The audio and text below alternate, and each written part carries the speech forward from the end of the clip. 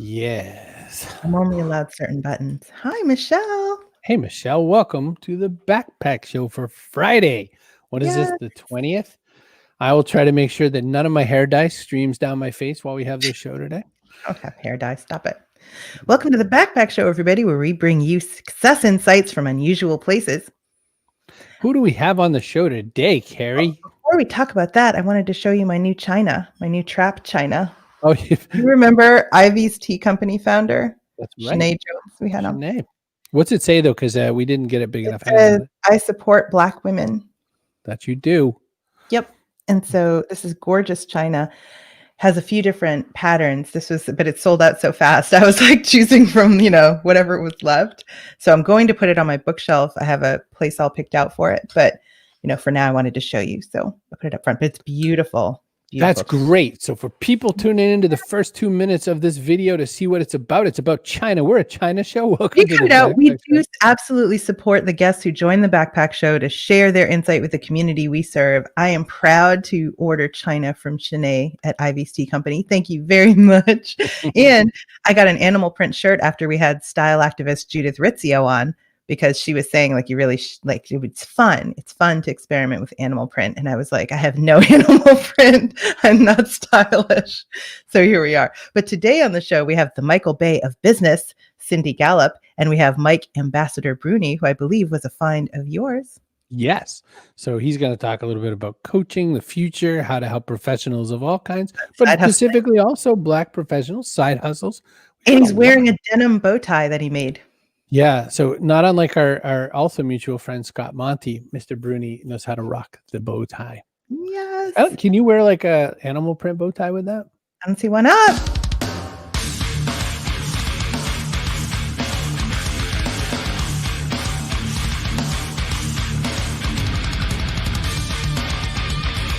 Backpack Show. Both your parents are here. Look at that. I'm always excited any day that my mom and my dad can come be part of this show. And we lost Mike backstage, by the way. Okay. Fred Faulkner the fourth is here. Hi, Paul. Jane is here. Jane's here. Hi, Jane. So I discovered Cindy Gallop on Twitter. I saw a thread that came up saying, hey, tell me about a keynote that changed your life. One that really you were like, wow, I need to go back to my business and make some changes. And several times Cindy Gallop's name came up, and I hadn't heard of her before. So I looked her up. She's the Michael Bay of business. She likes to blow things up is what it amounts to. You don't call Cindy for superficial changes just to polish some brass on the Titanic. She's going to change all the things. And I thought, who better to talk about how to survive in a pandemic environment when you absolutely must blow things up.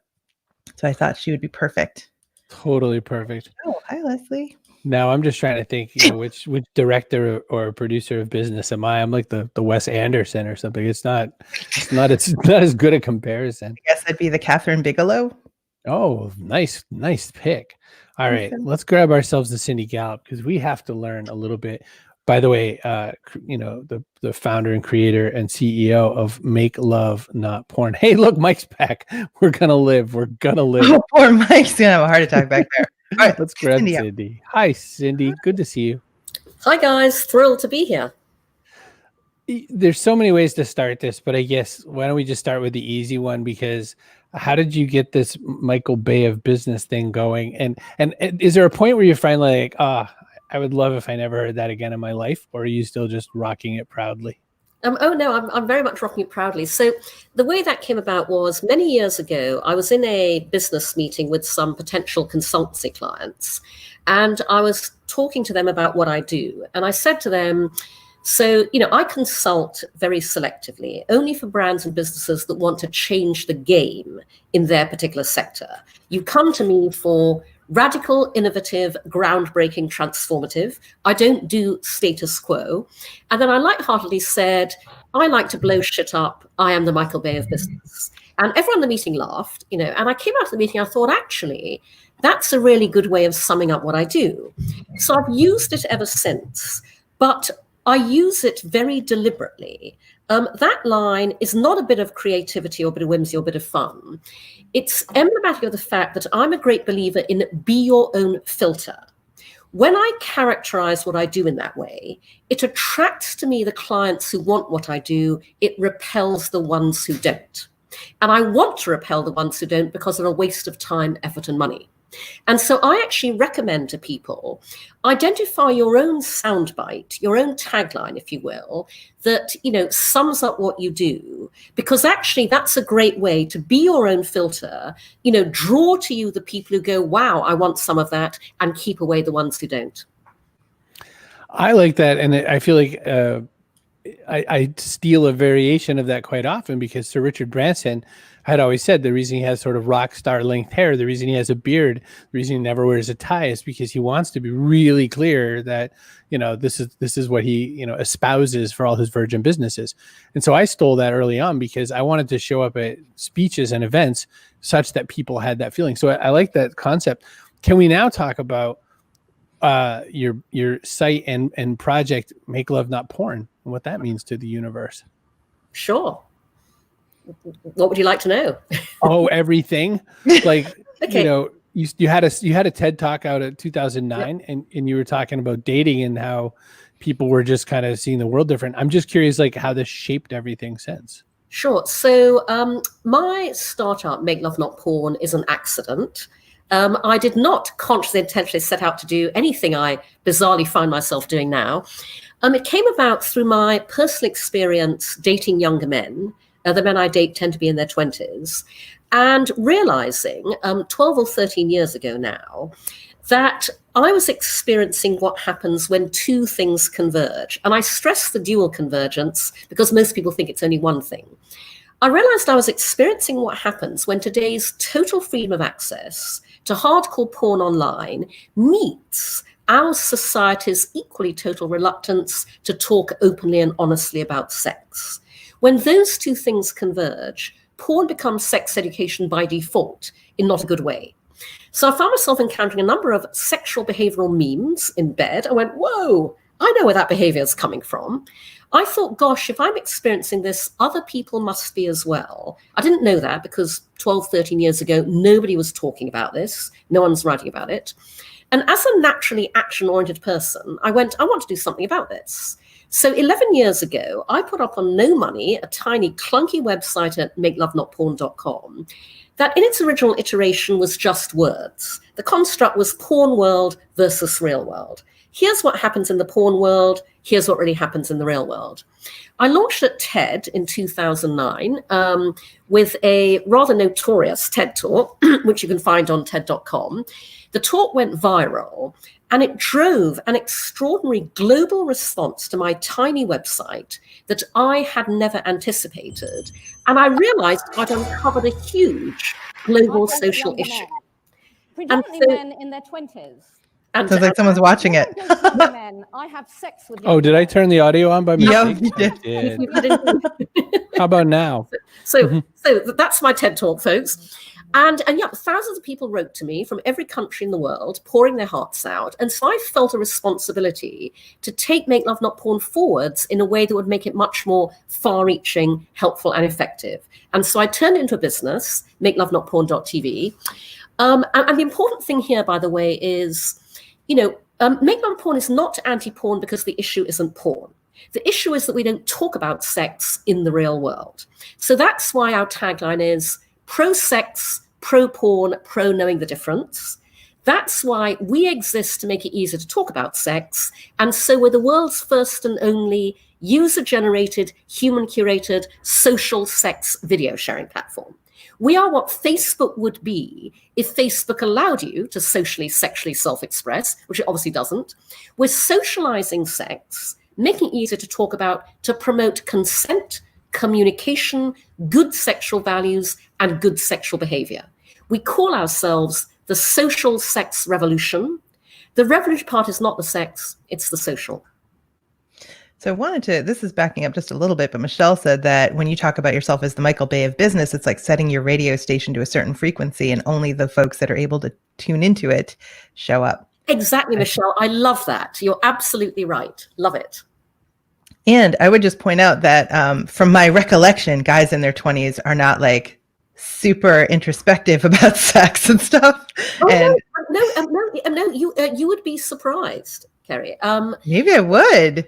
Tell me all about it. Tell me more words. Well, here's the reason that Make Love Not Porn exists, purely to make it easier to talk about sex. Because we don't talk about sex, it is an area of rampant insecurity for every single one of us. We all get vulnerable when we get naked. Sexual egos are very fragile.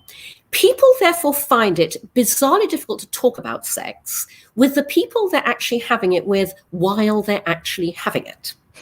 Because in that situation, you're terrified that if you say anything at all about what is going on, if you comment on the action any way at all, you will potentially hurt the other person's feelings, put them off you. You will derail the encounter. You'll potentially derail the entire relationship. But at the same time, you want to please your partner. You want to make them happy. Everybody wants to be good in bed. Nobody knows exactly what that means. And so you will seize your cues on how to do that from any way you can. And if the only cues you've ever seen are in porn, because your parents didn't talk to you about sex, because your school didn't teach you, because your friends aren't honest, those are the cues you're going to take to not very good effect. Overly porn-influenced sexual behavior is often driven by the best of all possible motives, not the worst. And so, we are all about using technology, our video sharing platform, to bring people closer together in the real world, to facilitate better human connection, for better sex lives, for better relationships. We're like telehealth for your sex life. I always say that Make Love Not Porn operates in the single biggest market of them all. Not sex, not porn, the market of human happiness. Can't disagree with that. I did want to point out this little quote I found on your Instagram, which was that real world sex, #RealWorldSex, doesn't just start when you're half naked, and it doesn't just end when somebody has an orgasm. What a perfect point. Exactly. And it's interesting because when people share their real world sex in videos on Make Love Not Porn, they have often unconsciously internalized porn tropes. And because this is what they see on porn sites, they think that we want them to start the camera the moment they hit the sheets and turn it off the moment they've orgasmed. And actually we go, no. We go, real world sex has context. It has a backstory. It has relationships. Start the camera running as early as possible. We want to see the kissing, the clothes coming off, how you get turned on, and leave it running as long as possible afterwards. We want to see the aftermath, the cuddling, the conversations, the shower. And, obviously, what we're doing has many social benefits because, for example, social sex on Make Love Not Porn is very reassuring. We celebrate real world everything. We celebrate real world bodies, real world hair, real world penis size, real world breast size. And the reason that's critically important is you can talk body positivity all you like. You can preach self-love. Nothing makes you feel great about your own body like watching people who are nobody's idea of aspirational body types getting turned on by each other, desiring each other, having a wonderful time in bed. Our mantra at Make Love Not Porn is everybody's beautiful when they're having real world sex, and they really are. And our members write and say, you made me feel so great about my own body. You made me feel able to be more relaxed and comfortable in bed. I and my partner opened up to each other more because of what we saw on Make Love Not Porn. So you're the Michael Bay of business. What are you to sex? Oh, I haven't really characterized myself in that way, but I think that, to some extent, I would compare what we're doing at Make Love Not Porn to what Hugh Hefner did with Playboy. And by the way, there are many issues with Hugh Hefner and Playboy in terms of objectification of women, etc. But what Hugh Hefner undoubtedly did was he brought sex out into the open. And he created a context and a framework with Playboy where it was okay to celebrate sex in the real world. And so I would draw, some analogy with that. I also actually, for your viewers, would just say that what's important about Make Love Not Porn is not just what we're doing, but how we're doing it. Because everything we do is social. We are bringing sex out into the sunlight. And I always remember many years ago, I was booked by an entertainment conference in LA to interview Larry Flynt, the founder of Hustler, as the opening keynote session. And I was in the green room with Larry, running through a list of questions I was going to ask him. And I've never forgotten something he said to me, because one of my questions was going to be, Larry, you pioneered in an industry where nobody is ever encouraged to pioneer. And I was going to go on and say, what would you say to entrepreneurs today to encourage them to do the same thing? But he interrupted me. He stopped me. He went, I never thought of myself as a pioneer because I just didn't think I was doing anything wrong. I love that statement. At Make Love Not Porn, we are the social sex revolution because there is nothing wrong with this universal human experience that we all enjoy. And that's why our approach to it is social, something that we can bring community around and share with everybody, is so important. And very few other people are doing that. So you're building a whole new business. You're also fighting a lot of stigmas and emotional stuff to do it. Do you find it easier in some ways than building kind of a more traditional brand, or more difficult? Oh my God, way, way more challenging. I and my tiny team fight an enormous battle every single day to build Make Love Not Porn, essentially because every piece of business infrastructure any other tech startup just takes for granted. We can't. The small print always says no adult content. And that is all pervasive across every aspect of the business. I can't get funded. I can't get banked. I can't put payments in place. Every tech service I want to use, the terms of service always say no adult content. Everything is a huge battle. And the biggest battle we fight is finding investors. Because my single obstacle raising funding for Make Love Not Porn is the social dynamic that I call fear of what other people will think. It is never about what the person I'm talking to thinks. When you understand what we're doing and why we're doing it, nobody can argue with it. The business case is clear. It's always their fear of what they think other people will think, which operates around sex, unlike any other area. It is a challenge. And as you were saying it, I was also thinking about, the very few sites where you can exchange money, they themselves are sort of the entity.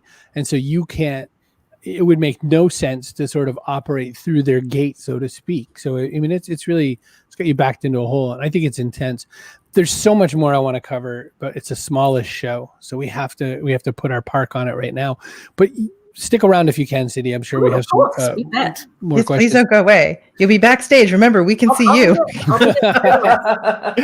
Thank you, Cindy Gallop. We'll grab you for after for another little bit of panel. Wow, she is such a force.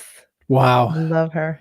That was so much to think about. And, again, we can watch backstage. So we're watching the ambassador just totally nod along because he gets it. And it's just like, it's so fun to.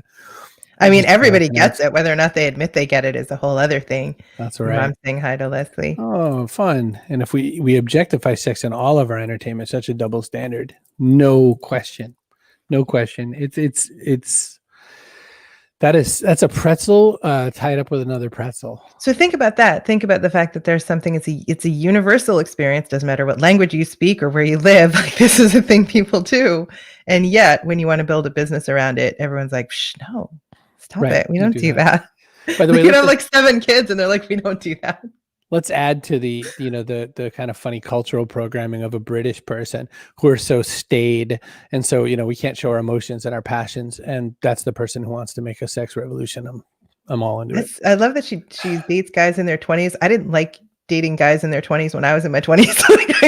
I have no patience for it now. When I was 13, I was already trying to go after 30 somethings. So the kind of guys that put toilet paper in for a coffee filter because they're out. Like, that's not ever going to be, it's not okay.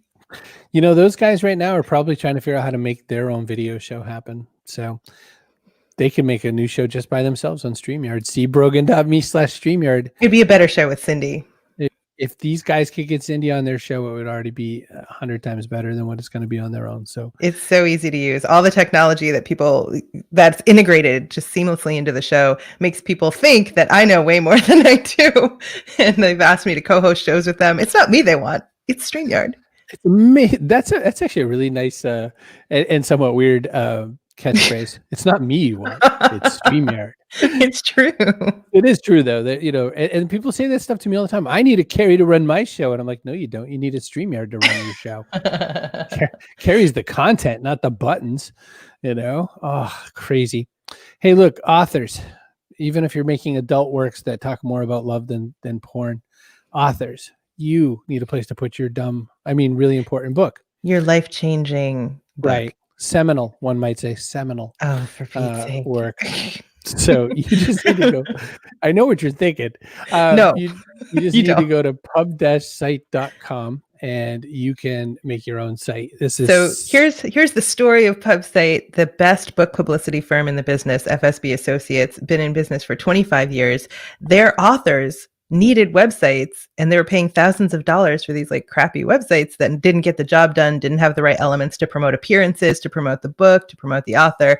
And so finally, FSB Associates was like, okay, we've got to help authors. So they came up with PubSite, pub-site.com. It is a do-it-yourself website building platform. It's so crazy easy to use. You've got to check it out. It has all the pieces you need. It's super customizable. You get a 14-day free trial, so you can go check it out for yourself. If you absolutely don't want to build your website yourself, even though it's really easy and you could like do it over lunch, they'll do it for you for $499. It is crazy cheap. So get over to PubSite, pub-site.com, promote yourself as an author, promote your book. Writing the book is the hard part. The website is easy. Also sponsors of Person of the Day. Yes, I love Person of the Day. I realized that when I listen to other people's podcasts, the audio version of podcasts, I realized that I hate ad reads. Like I hate when they do their ad read and they always sound like shenanigans. And the only ones that I ever even vaguely liked was Conan O'Brien.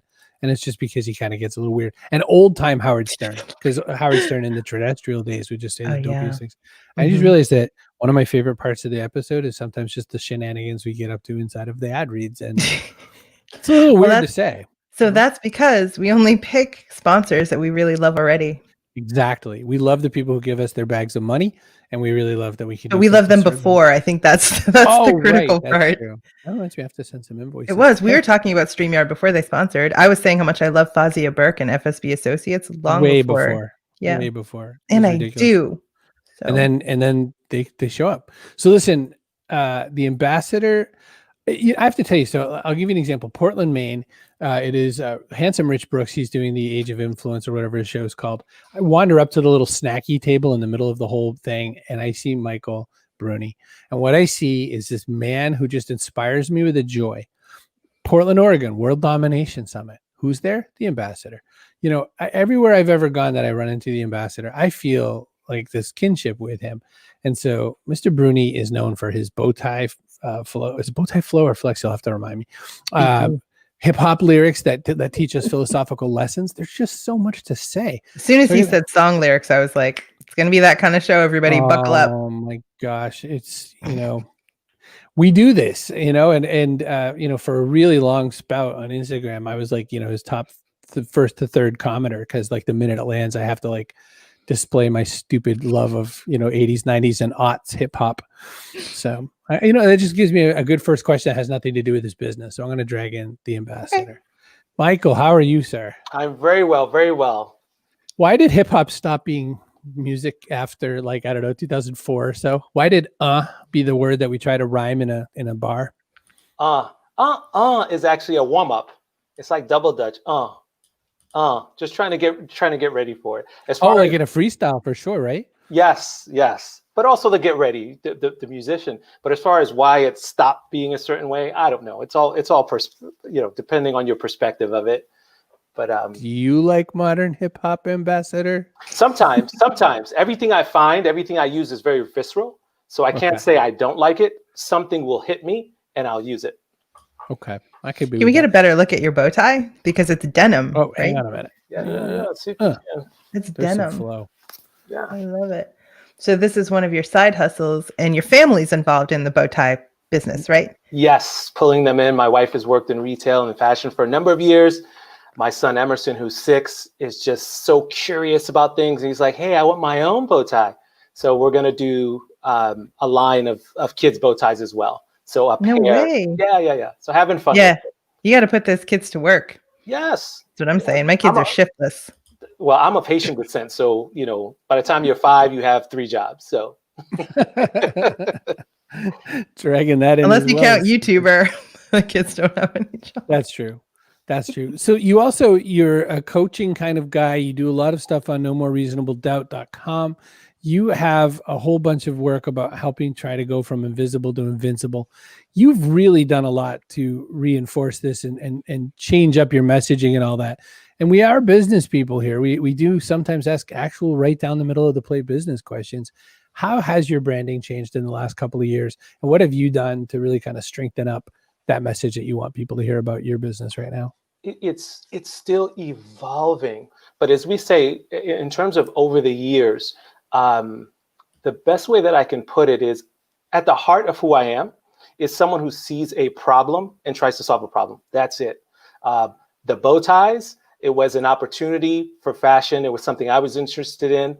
It was an opportunity to do something good for the planet, because they're all made from clothing either me or my wife has owned. So you had the sustainability aspect of it. The things I was doing around networking and how we connected with hashtags to handshakes. I just noticed how some people were having a tough time connecting in these big groups. So I created something around that in order to help that. And then now, as far as No More Reasonable Doubt, this really goes back to 2015, where I sat in this very chair and we had all this stuff going on with Ferguson. And when things like that happen, I tend to step back and reflect. And in kind of a LL Cool J lyric moment, if you will, the whole, when I'm alone in my room, sometimes I stare at the wall and in the back of my mind, I hear my conscious call. That is the place that I focus on, is what's happening when the cameras and lights are off. And for me, there was this aspect of, man, there's something more I could be doing for people who look like me. At that time, I did a little bit of market research and I created a podcast. And the whole thing about the podcast was to interview professionals of color who were a little bit further along in their journey, so that younger professionals of color would listen and go, oh, snap, I didn't realize this was possible. And oh, snap, I didn't realize it was possible for someone who looks like me. So the whole thing about discovery and exposure, that's what the focus was. Notice I used the word professional of color. Fast forward to 2020. You have George Floyd, Breonna Taylor, all those things. I find myself in this same chair again in a really deep reflective mode. Words like white supremacy are coming up, or white dominant. And I'm thinking, wait, and you're also hearing white people need to educate themselves. And something happened to me, which was, oh, I need to educate myself. I am a Black man with Haitian roots, born in Brooklyn. I have a lived experience, one lived experience. I have some homies and some friends, so we can say we have a certain lived experience, but there's so much more to it. I am not a DE&I professional. As I reflected, what I realized was that I'd have to be a historian, a sociologist, a political scientist to really get into what's going on. After all of that, I got to this place that was, once again, hey, what can I do? There was something about systemic racism versus thinking about just individuals that came up for me.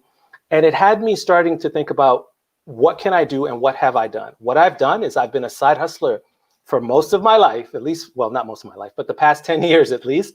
I've been a side hustler. And there was this thing about how many skills and opportunities I got because of what I created outside of work. That is what also had an impact inside. And that's what I'm working on, focused on helping others through my coaching, to help people leverage their passion projects. How do you start passion projects in order to move things forward in your life, have a bigger impact and on your brand? One key change in my brand is I moved from using professionals of color. My focus is on Black professionals. And I'll stop there because there may be questions. What? No. Okay. So I actually do. So lots of people do lots of cool things. They don't necessarily talk about them to the extent that people know anything about them. So in other words, you've got, say, your main gig, and then you're doing all these other cool things on the side. How do you communicate all the things you're doing without kind of muddying your personal brand to the point where nobody knows what thing to think of you for? It's, Kerry, the visual that you bring to me when you say that is that there is a big piece, and this actually ties with going from professional of color to black professional. So I'll start there, is that when I started No More Reasonable Doubt, I knew deep down in my heart, I wanted to serve Black professionals, but I was afraid. So I couched it under professionals of color, which is a bigger umbrella. And that ties to the muddying. It has to get muddy sometimes. You have to be okay. I had to be okay with becoming. So it is muddy. It is muddy at times, but I'm embracing that it has to be muddy in order to get clear. So I am in a process of unmuddying some of it and taking a stance for something. But I know, for me at least, I don't just go clearly from stance to stance. There is a muddy, the process is part of it. We have that in common, though, too. I work on a lot of different things. I have a lot of different passions, a lot of interests. And so I realized that even when I was trying to explain, why did I drag you into this show? I was like, well, you have to understand there's like this thing, there's this other thing. I had even forgotten the actual hashtags to handshakes. I was like, it's the something where we do the thing where we, and that's tricky. Just like rocking a rhyme is also tricky. It's important to note that, we are all portfolio humans now. So we got to find the biggest possible tent ever. And that seems like that's where you're going. But it's interesting because the way you answered that was opposite of what I thought. I thought you were going to say, well, here's the portfolio.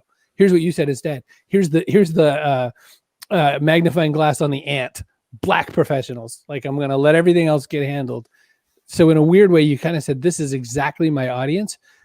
Just a question. What makes that a diamond now? With the Rockefeller, the rock. What's the top of the rock to the bottom of that? Black professional. What's the big top? Well, the big top really is helping them get their own portfolio. That is the big top. The big top is embracing projects, is being able to see problems that you want to solve and understand that even if you don't know where to start, I can help you with that. Because that is my story of writing my book, right? Move the Crowd, 30 Days of Hip Hop Affirmations to Change Your Life. There was a space of not knowing, but I made it through that. And it's the same thing with anything else that I've had. And I think there's a lot of impact, both for the world and people that these professionals want to serve, as well as things and skills that they can gain by the big top being about project, about portfolio, and being okay with living in that space and knowing that it is a process and there's a part of becoming, right? Who am I becoming along the way? I wanted to pop back to Gary's comment from LinkedIn saying you loved your networking for introverts session at Social Media Marketing World, which is the greatest place for it because, my God, that is such a hard environment for introverts. Thank you, Gary. I appreciate that. So when you put your kids to work, like, are you helping them form their portfolio? I mean, 6 is young, admittedly it's young, but, are they already thinking about, what kinds of things they'd like to do? So here's the deal. There is a bit of, I know my experience and I know so many of the things I learned later on, first gen this, first gen that. I'm talking to Emerson. First, it's not about so much age. It's about who that person is. Is he ready for it? Is he showing interest, or they, right? If I'm making it for a broader audience. And in this case, what I'm seeing is there's a pattern he could easily fall into about being a consumer. I'm like, you are a creator. So I'll have to, I should have shared this from before, but he interviewed me, this podcast, he interviewed me. And to hear this kid and the questions he asked is amazing. But I want him to know that there's possibilities and different things that he can do. Look at dad and look at the things that he made, and we can sell it. Oh, how much money do you think if it costs this much? So he's learning math through this too. If it costs this much if the bow tie we're going to sell for this much, how much money we're going to make? Oh, this much. Well, but what about expenses? Like, we have to pay to get it made. This is how much I had to pay to get it made. So how much money are we actually making? So we're teaching them profits in a different way. How much are you paying him? Hey, that's another show. You pay him in Oreo cookies. What would they say? Would they say, I keep that one close to, let me use my MBA answer. I keep that one close to the vest. We keep that one a little bit close to the vest. My kids don't value money. My older is actually, he's very good with money, has a savings account and everything. He's almost 15. My younger, you give him money, he will just leave it lying around like it's any other piece of paper. He doesn't care at all. So I'm a little worried about him. But on the other hand, he's unfettered. So. Emerson doesn't care about money either. He cares about Legos. So everything is about Legos. Right. How many Legos can I get for this money? Yes, we negotiate in Legos. You're helping him stack bricks. I get it. That's right. That's right. That's right. Oh my God. All right. Listen, we're going to drag Cindy back here. We're going to ask a couple of questions, give them Bitcoin. By the way, Kate, I have to ask you a question. Kate said you should give Emerson some Bitcoin. I got to ask Kate if she's the reason why Frankie McDonald is suddenly making 6-second videos screaming Bitcoin into the void, but that's for another time. Frankie McDonald, the amateur weatherman that we had on earlier this week. Former guest, yeah, from Monday. Cindy, hi, welcome back. Thank you. Definitely got to warn Cindy before you bring her in because you don't know what's going on. No. I am fully attentive backstage at all times on what is going on in the show. You truly were. You truly were.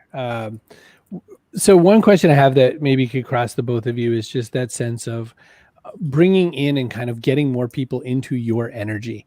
So you already mentioned, Cindy, that it's really hard to get, nobody wants to fund it. Everyone wants to privately whisper in your ear, this is so great, and then wander off. I feel like both of you have that challenge. Cindy, what do you do to kind of try to circumvent that?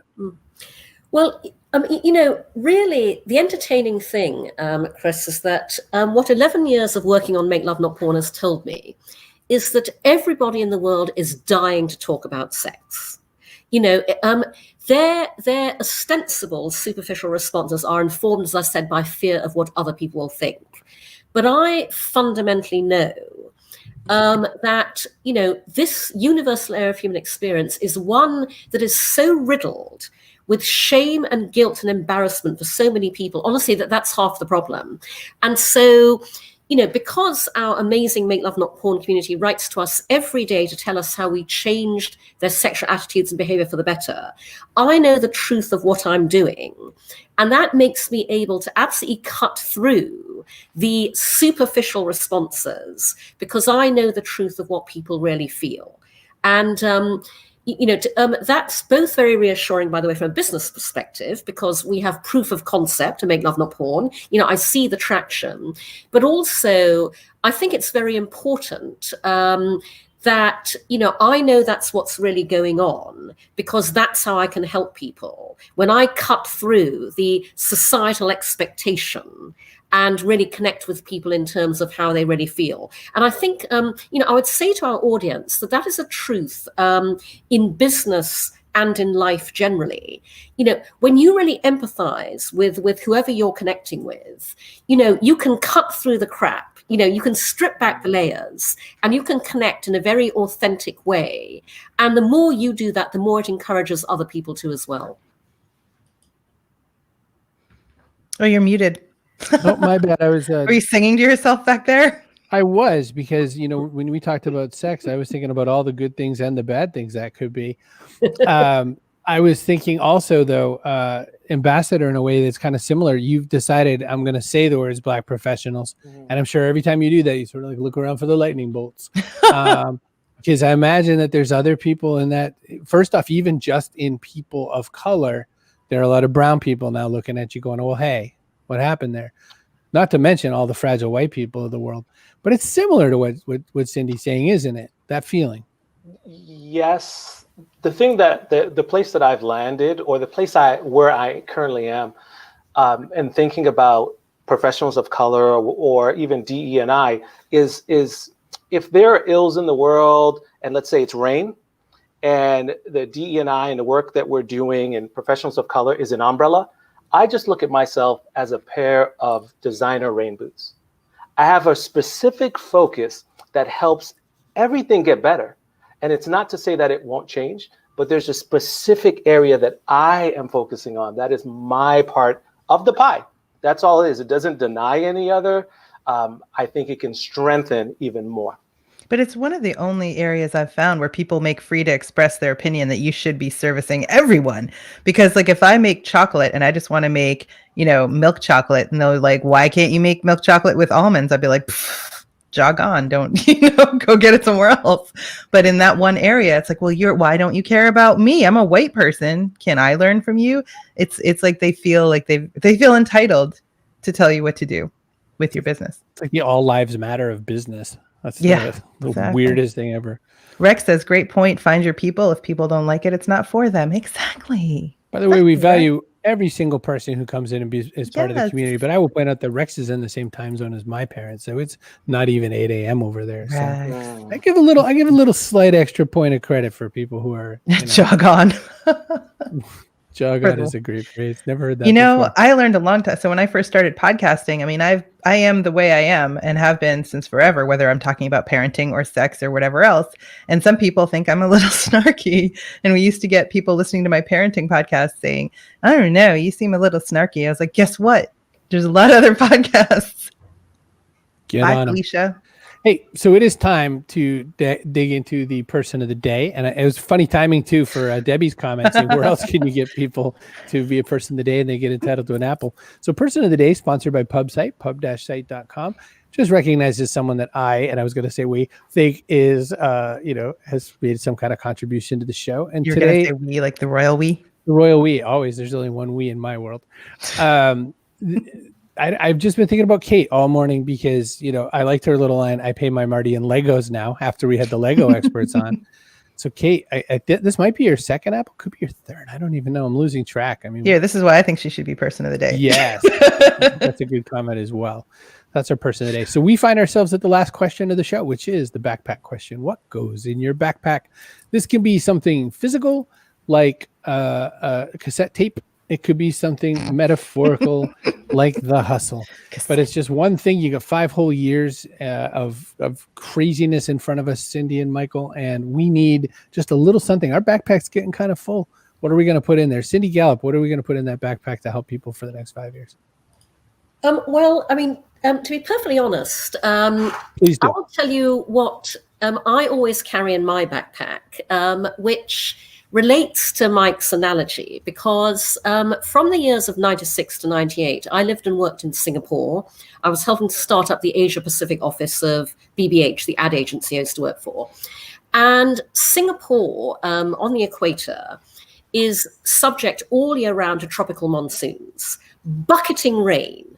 And so I learnt in Singapore to always carry with me what I've carried in my backpack ever since, which is a telescopic umbrella. And in fact, I always buy the smallest and lightest telescopic umbrella I can because, here in, I'm based in New York now. And so when I go out, I can actually carry one in my purse. I have a small umbrella that fits in my clutch. And, I would extrapolate that out. I mean, that's obviously a very practical choice. But, in line with what Mike said, I would extrapolate that out to say, find your umbrella. For the next 5 years, to your question, Chris, for your backpack, find your umbrella that is unique to you, that keeps the rain off, that protects you, and enables you to carry on doing whatever you want to do. And that can be, if you are a Black professional, Mike's wonderful resources, that can be, in line with what I was saying earlier, your own filter that attracts the people you want in your life, repels the ones you don't. But basically, always carry in your backpack your own umbrella. So we could stand under your umbrella, is what you're telling me. I'll happily share it with anybody. Ella. Ella.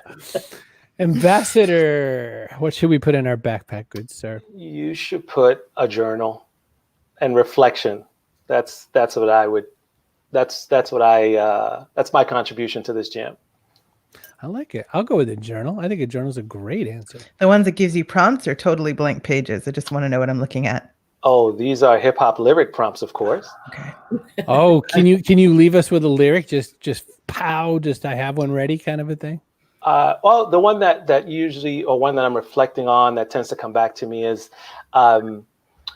no compass comes with this life, just eyes. So to map it out, you must look inside. Sure, books can guide you, but your heart defines you. Wow. Nice. By the poet Jay-Z. Very That's nice. right. One Mr. Sean. Just Carter. say avocado, Chris. You want to. Avocado. That's we had clowns from Humanitarian Clown Company called Clowns Without Borders, and Saida said Trujillo, right? Trujillo. She said she wanted to put an avocado in the backpack. And ever since, I think that's one of my ultimately favorite. I feel like, so they are clowns and they work with Clowns Without Borders, but I feel like saying that does not in any way encompass all the many things they had to study to perform. Like they're theater experts, degree holding, physical acting theater experts. It's just amazing. They are amazing. Clowns Without Borders is serious business. It's big. So, I was thinking about whether or not, I don't know if my grandmother had ever eaten an avocado before, but then it hit me.